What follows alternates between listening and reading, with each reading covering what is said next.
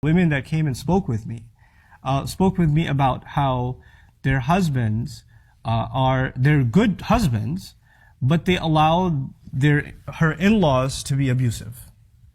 In other words, the husband has his wife, but he also has his parents, and the parents are abusive to the wife, and she has to put up with it. And he says, "I can't do anything. They're my parents.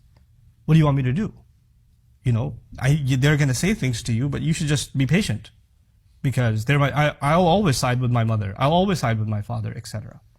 What happens here is there are two lines that have been crossed. On the one hand, as a husband, your responsibility is to your wife.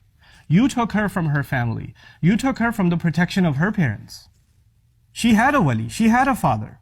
And his job was to make sure she stays happy, safe, she's not insulted or humiliated, she's protected from all forms of abuse, physical, emotional, spiritual, all kinds of abuse. That was the father's role. And when you signed that nikah, and when you said you agree, then all of those roles were shifted over to you.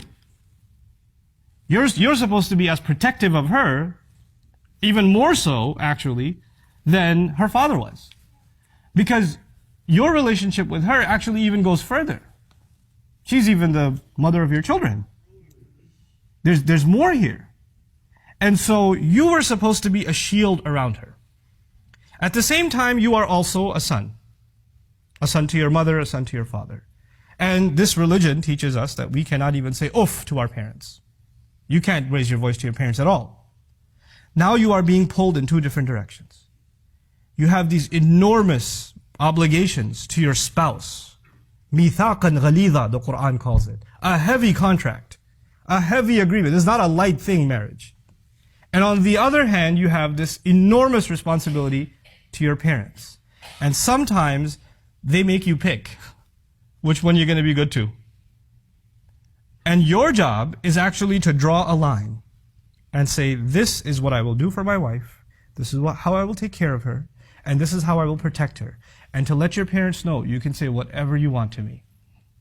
You can beat me up, you curse me out, I'm your kid. You do whatever you want, that's fine. I'll take it. But you can't touch her. You can't say a word to her. She's not yours. She's not your responsibility, and she's not your child. The relationship between this woman and her husband's family, first and foremost, is a relationship of mutual respect. She has to be treated with respect, and she has to treat with respect.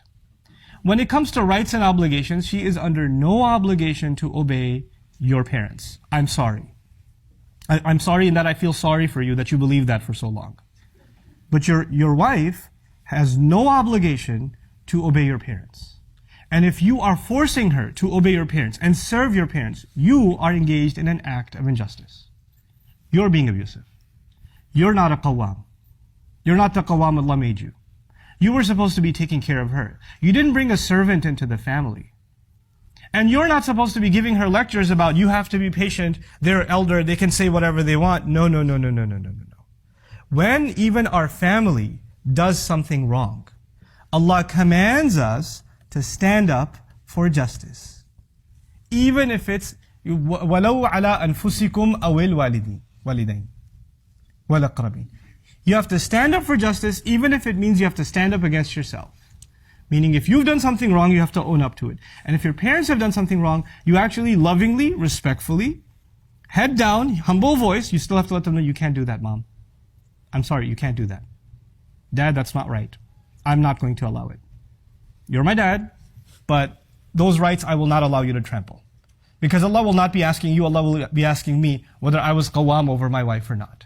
If you cannot be that shield, then you are in violation of what Allah expects from you as a husband.